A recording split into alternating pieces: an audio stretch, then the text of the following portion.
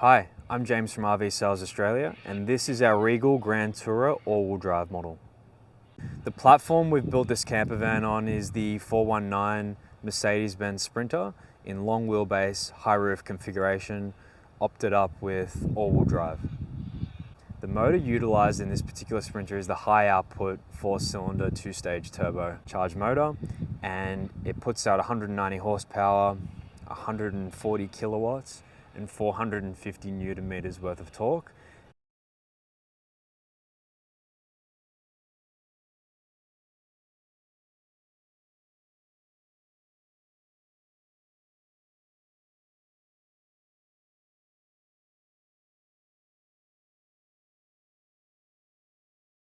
At the front of the camper van, we have an Australian-made nudge bar fitted from ECB, and then installed on top of that is a light bar from Steady. This particular nudge bar is compatible with the parking sensors and the front camera that's fitted to the camper van. As you can see, they go and relocate them at the front over there. We've gone and partnered up the Sprinter with some Method race wheels, and then we've gone and fitted some Nitto Ridge Grappler tires. The great thing about these tires is they have the benefit of having a mud terrain sidewall, but having the tread of an AT. I run these on my car, and you get the best of both worlds. You don't get that intrusive, loud mud terrain noise when you're driving, but you get the benefit of having the mud terrain sidewall, which is great for off-roading. So being an all-wheel drive model, Mercedes go and incorporate a higher suspension from the factory. So it's got a couple of inch lift compared to the rear-wheel drives. Another Australian-made product that we've gone and sourced are these side steps from Wellbeat. So they're manufactured over in New South Wales. The passenger and driver's doors are both fitted with them. We could even go and fit the long version, which takes up pretty much the whole length of the passenger side, which covers the door, but we go and put our own electric step in, which retracts back. So yeah, there's the option to have the short step like it has at the moment, or in turn go and fit the long step onto the passenger side, which covers the whole length of the door. An option that's fitted to this particular camper van is the electric door. So just go on and pull the handle, and it's opened up. There's a few different ways to open and close it. You can utilize the key fob. There's a button here in the entry, and then there's even a button just over there in the center console, which I'll show a little bit later on. Electric entry step, like I just mentioned, so that's just on a button here in the entry. Water tank gauges there. The water tank gauges are currently displaying that both water tanks are empty. This particular camper van has two 50-litre fresh water tanks, so 100 litres of water capacity, along with a 50-litre grey water tank. There's a little storage area down here in the entry. Just a good use of space where the step is. Little light in the entry too. And then when you want to go and close that door, you just press the button.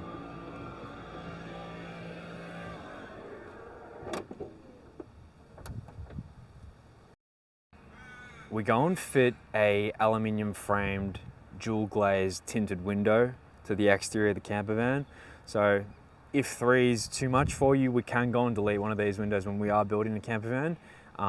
But yeah, as standard, it comes with the 3 on this side and then 1 on the driver's side of the camper. Now it says fully insulated here on the side of the camper van. Now what does that mean? It means we go and purchase a insulation kit for the van in long wheelbase, high roof configuration.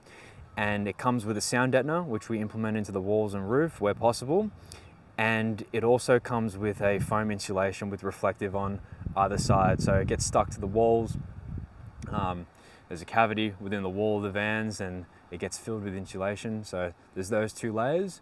And we also go to the next level and fit bats on top of it where there's gaps between the wall, because the insulation obviously doesn't take up the whole volume within the sidewalls and roof. So we go and put bats in there as well as a triple up. And that 3-layer insulation kit is noticeable when you do drive the camper. From a road noise perspective, it is extremely beneficial. And then from a heat and cooling perspective in winter and summer, it's great as well. In the summer, the camper van is going to keep cooler. It's got the tint on all the windows, the insulation kit. And then in the winter, your camper van is going to keep warmer. Just up here, we have one awning light, below our Fiamma rollout awning. I'll show you what this looks like set up in a moment. We've got a couple of speakers down below. So there's one speaker there on the left and then one speaker over there on the right. We've got a Fusion sound system inside, which I'll show a little bit later on, and a couple of internal speakers. 10 amp power point here on the external part of the van. There's an antenna point to bring the TV outside. There is a 12 volt socket here in the center, and then there's two USB ports there on the right. Just inside the storage box, which is lockable, are the two lithium batteries for the Campervan. Now these lithiums are 200 amp hour each, equating to 400 amp hours worth of lithium. There's also an isolation switch down there below for when the Campervan is put into storage. Just in the far left-hand corner of the Campervan is a barbecue bayonet, so I've just lifted up the cap on it at the moment. This van comes standard with two 4 kilo gas bottles, so we go and fit the barbecue bayonet here in the corner as well. If having gas incorporated into the Campervan is not something that you wish to proceed with, we can go and delete the whole gas setup and make the Campervan fully electric. Now we're just at the rear of the Campervan. We go and tint the rear windows. So both rear windows are obviously tinted.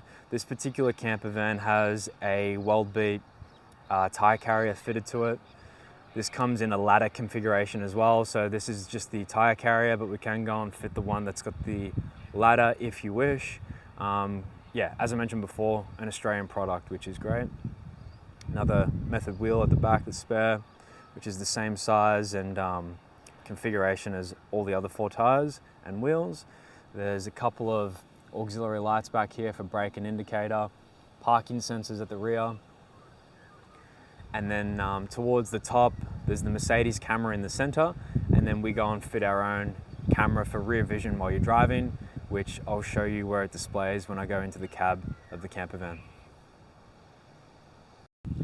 And just beyond the rear step of the Campervan, we have a Gray Anderson plug. That Gray Anderson plug is linked up to the MPPT solar controller of the DC to DC charger. So if you've got an auxiliary solar panel, you can go and plug directly into the Gray Anderson point.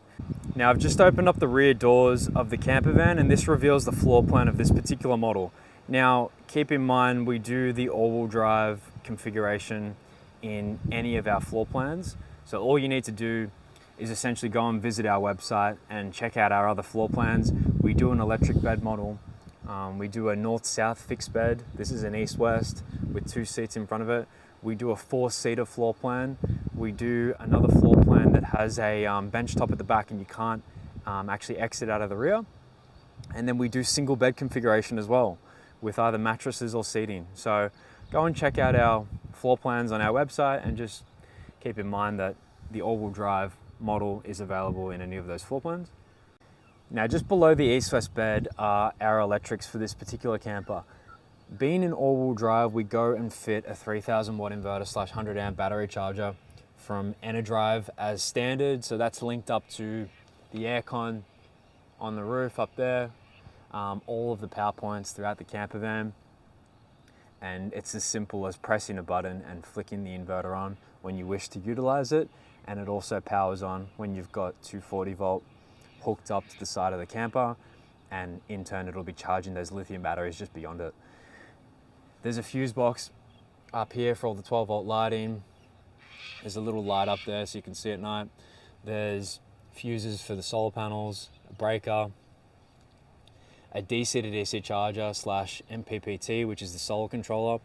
So this particular unit, when the engine is running, charge will be coming in through the vehicle into the DC to DC charger and in turn charging the lithium batteries. Whereas at the moment, we've got 10 amp now charging the lithium batteries from the 2 solar panels on the roof because it has an MPPT built into it. So there's 2 panels on the roof as standard. They're 170 watts each, so 340 watts worth of solar, and they're linked up to that DC to DC charger / solar controller. Battery protector below, double power point. A lot of people have e-bikes these days, so charging the battery back here is usually preferable. There's a ePro shunt installed up there, which is linked to the lithiums obviously, and it gives a relay of your battery percentage and voltage to the display in the overhead cupboard, which I'll get to later on when we go inside. If a tow bar is something that you wish to incorporate into our camper vans, we certainly can organise that. This particular camper has no tow bar fitted at the moment, but we can go and fit it if it's required. I've gone and taken the cap off the mains pressure inlet over here, but this is one that's integrated into the wall. You just pop that back on after you're done using it, and that'll supply the camper van with mains pressure. Alternatively, you can use these 2 water tank fillers to fill up your fresh water tanks on the driver's side of the camper van. Those are linked to both tanks individually. And as I mentioned, you've got 100 litres of fresh water capability on board and a 50 litre grey water tank. So 1 filler for each tank. This is the little outlet for the Truma diesel heater and hot water unit, which is just beyond that wall. Just onto the roof now. In the center, that circular looking thing is the rooftop antenna for the camper van. It's a new model that we've started utilizing. It's a lot shorter than the previous model that we were using. So it means that the height of the antenna is now lower than the air conditioner, which is extremely beneficial. The aircon is in a black color. If the van was white, we would supply those 2 components in white along with the roof hatch, which you can sort of see from over there. And then in the center are the 2 solar panels, which I mentioned. On the driver's side of the camper van is the gas storage compartment. So just go and open it up. It reveals our 2 4-kilo gas bottles, which are fitted in there with regulator in the center to elect between both bottles. Just to the right of the storage compartment for gas is an inlet for park cable, if you have access to it, another 12-volt socket, and we have a external shower fitted to the right of that, which is in a lockable box. To the right of the external shower is the toilet cassette compartment. So that's just fitted in there at the moment. And then right again, we've got the 15 amp inlet for the camper van with circuit breaker. All of the water tanks fitted to the camper van are lined with checker plate protection, so you can just see the side of them at the moment there. Here's the other well-beached step on the driver's side. Now moving back onto the passenger side of the camper van, in the entry is a fire extinguisher. There is a handle here on the left for entry and also a handle here on the right. There's a couple of switches, power point here in the entry as well. Just above here is a rooftop hatch with LED built into it. If you do not require that hatch, we can go and fit another solar panel to the roof. So if you're willing to sacrifice this hatch and LED, then we can go and put another 170 watt panel on the roof. We do a nice PVC material on the roof too in white. So now we'll go and make our way to the front of the camper van, the cab area, obviously greeted with the steering wheel and Merc steering wheel in front of the driver's seat. There's track pads and buttons here on the left hand side of the steering wheel, which assist with controlling the large 10.2-inch display in the center. And there's another trackpad over here which allows you to go and navigate through the display in the center of the cluster. The camper van comes with electric mirrors which retract. There's a button over here which allows it to obviously go and fold in. The Mercedes seats now come standard as man-made leather. These seats do swivel. The driver's seat on this particular floor plan, because the shower is behind it along with the toilet, only really rotates 90 degrees compared to the passenger seat, which rotates a full 180. When you do go to rotate it, the handbrake can just drop down like so. And now I've just rotated the passenger seat 180 degrees. So as I mentioned, the driver's seat will go 90 degrees because of the floor plan of this particular camper, but the passenger seat will rotate the full 180 degrees and it's usable this way. There's multiple storage areas in the camper van. There's one above the passenger seat over here. There's one in front of it. There's one in front of the console over here in the center, and then even one in front of the driver's seat. Now, as I mentioned when I was at the rear of the camper van, we go and install our own camera, and we put the monitor up here over the rear vision mirror, and this allows you to constantly monitor who is behind you. If you wish to utilize the vehicle camera, which when you pop the vehicle into reverse, this angle will come up for reversing, and then when you're parking, It also has a front camera, as we mentioned earlier, at the front of the camper, along with parking sensors at the front and rear end. The Campervan also has Apple CarPlay and Android Auto, which will pop up in this center display. There's some more buttons, climate control, etc., and this button over here for the electric door. We've also got a little rocker switch over there as an on and off for the light bar that we've gone and installed, but that is linked up to the high beam of the vehicle. So when you put the high beams on, the LED light bar will come on, or you can cut power to it, so when you hit the high beam, only the high beam of the vehicle comes on instead of the LED. We've got a little storage area behind the driver's seat to store the table that is at the rear of the Campervan when you don't want to utilize it. There's a magazine pouch back here, and then that brings us over to the ensuite area where there's a mirror fitted on this side. If you don't want the mirror, we can delete it. There is a Thetford toilet cassette, ceramic bowl, lid and bowl toilet here in the corner, and you can use it front on, and then when you wish to get it out of the way, you can slide it over like so. There's a little curtain to cover the bowl while you're having a shower so it doesn't get wet. There's a little medicine chest with a mirror in it. Above is a hatch and fan. This fan extracts air and brings it in, and then there's an LED built into it also, and it's got a black top, so it works nicely with the exterior coloring of the Campervan. And then just beyond the hatch is the black shower head and tap, and then there is also a basin and tap over there in the corner too. As I mentioned on the outside of the Campervan at the rear, this is one of our floor plans. So it's got an east-west bed at the rear. There is also 2 seats just in front of that with a removable table here in the center. So this table swings around dependent upon where you want to go and situate it, and you can even go and push it up against the wall to get it out of the way in the evening and use it as a bedside table. There are ways we can turn this bed, as in this seating area and bedding area, into a north-south bed if an east-west is not suitable for you. We can go and have some cushions made up as an insert over here, and then you can sleep long ways instead of sideways if required. Just beyond the shower and toilet area is our fridge. This is a 175 litre Thetford compressor fridge, and it has a fridge compartment at the top with the door, as well as a freezer drawer below. And this will be powered by the lithium batteries on board. Just above the compressor fridge is a dishless microwave, so there's no dish, you don't have to listen to it while you're trying to drive, rattle around, or worry about wrapping it in a tea towel or something before you take off. There's a little storage area with lift up door just above, with the power point up there for the microwave. To the left is a wardrobe with some hanging space at the top. If hanging space isn't your thing, we can go and put in shelving or put a divider in the center, which we've done plenty of times before. There's a couple of drawers below. The reason why we use those handles is you can actually see when it's locked instead of having to worry about going and pushing each individual handle in and ensuring it's latched before you depart. Below the 2 drawers, we go and put a false door on there, essentially because the gas bottles are stored behind there.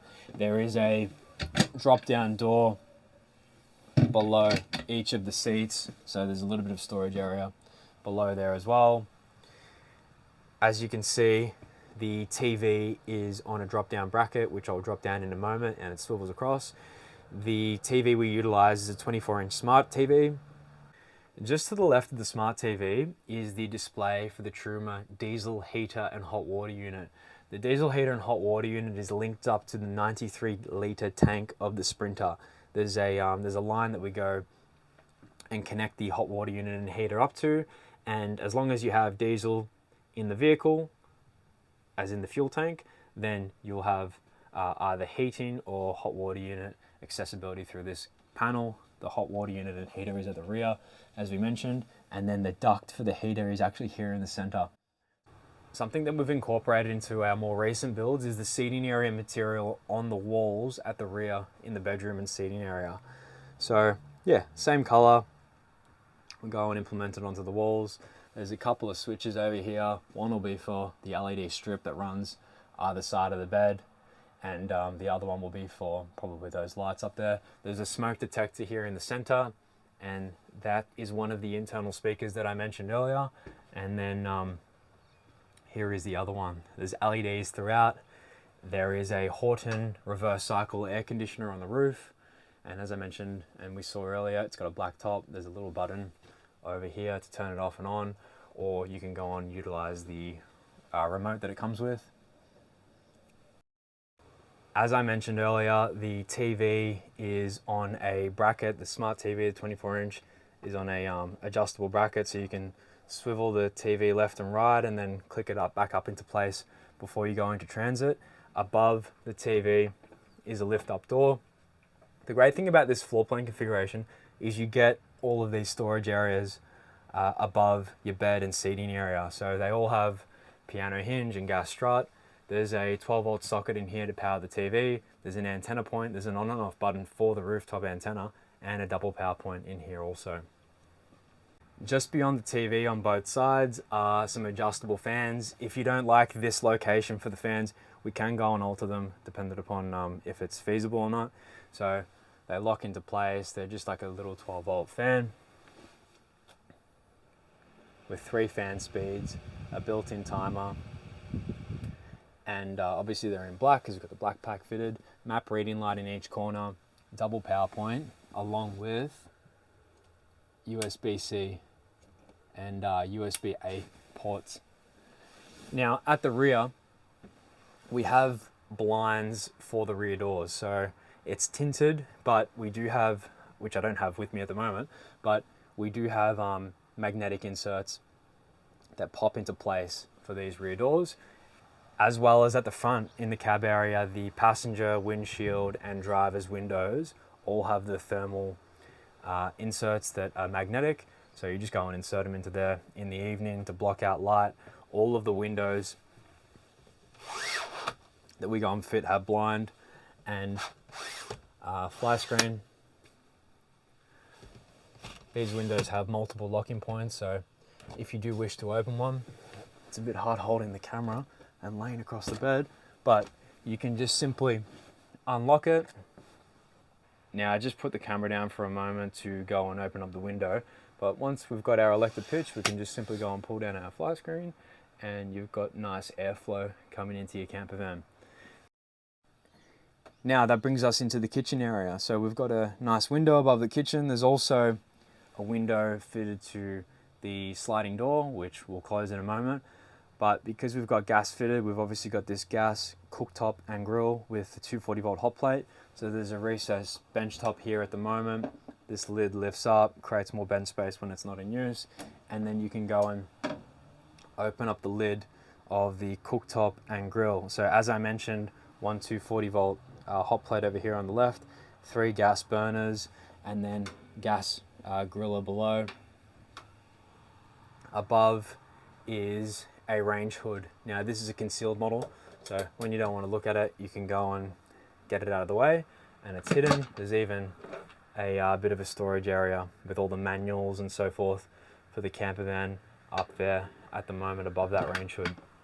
To the right of that overhead cupboard is the display that I mentioned at the rear. So at the moment we can see that our battery level is at 86%. So across those two 200 amp hour lithiums, as in the 400 amp hour worth of lithium capacity, 86% charge is displaying here at the moment. You can also monitor through and see your amps and your volts, etc. And just below is our display for our inverter charger from mDrive. So all you need to do is simply hold down the power button and the inverter element of things will fire up. We'll just give it a moment to go through its cycle, but we're going to have 3,000 watts worth of capability distributed to all of our power points throughout the campervan and even our air conditioner up there. So I've just heard the microwave beep on, and as you can see now, our 240-volt appliance being the microwave is powered on, and we can go and, you shouldn't really run this while there's nothing in it, but for example, you can see that there's power going to our microwave, and we can even go over here, and if we can activate the button, which is there, we can see that our rooftop 240 volt air conditioner is now powering on. And then when you're done, all you need to do is come over here and repeat the process, power it off, and now our 240 volt will stop being distributed. So basically, if you're not familiar with what an inverter does, it converts the 12 volt power from our lithium batteries over to 240 volt and distributes it to our power points, for example, and even our air conditioner in this particular model. So if you want to have a nice, pleasurable free camping experience, then an inverter is certainly a mandatory thing that you should go and have incorporated into your camper van. Now, just below the inverter charger display is our Fusion stereo. This particular model is the touchscreen variant, so you can even go and navigate the volume with your finger instead of having to use the dial over here. So it's a pretty cool stereo. It's from the marine industry, and yeah, Fusion's a great brand.